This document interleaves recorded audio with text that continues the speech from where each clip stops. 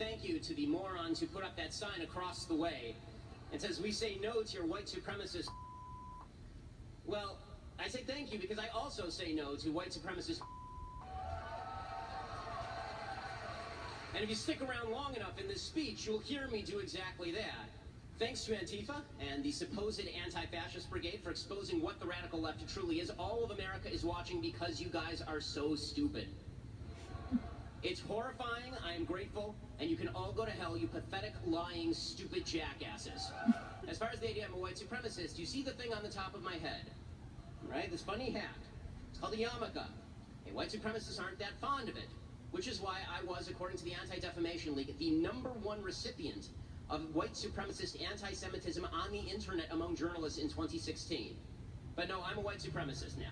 Because this is the way the left works, right? If you don't agree with them, everyone's a white supremacist. The reason that I am here is because fascism does not own this university.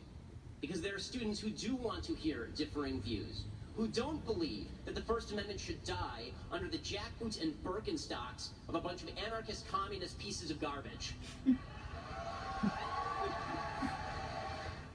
Here now, an exclusive. Ben Shapiro, editor-in-chief of DailyWire.com. Ben, good to see you tonight, and good to see some of what happened in there. Do you think that, any of the Antifa folks or people who were, very much against what you were there to do, were they inside the arena? Could you sense that?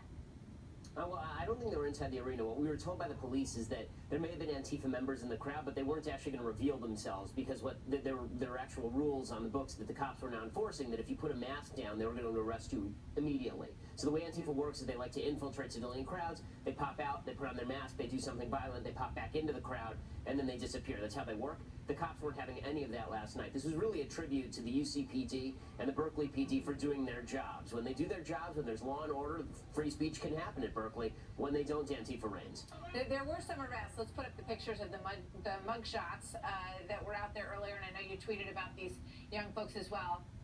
There they are. There they are. Smiling young folks who got arrested, I think, for having some kind of weapon on them. I don't know if it was a brick or, it didn't exactly describe it, but there they are. What do you think? And the best that life has to offer. I mean, obviously, this is the cream of America.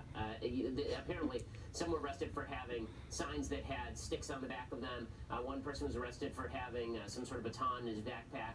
One was arrested for spitting on a police officer. So the idea that if the police hadn't been there, there would have been violence, I think that's probably true, given the fact that all of Berkeley was basically shut down. I mean, there were businesses shutting early yesterday.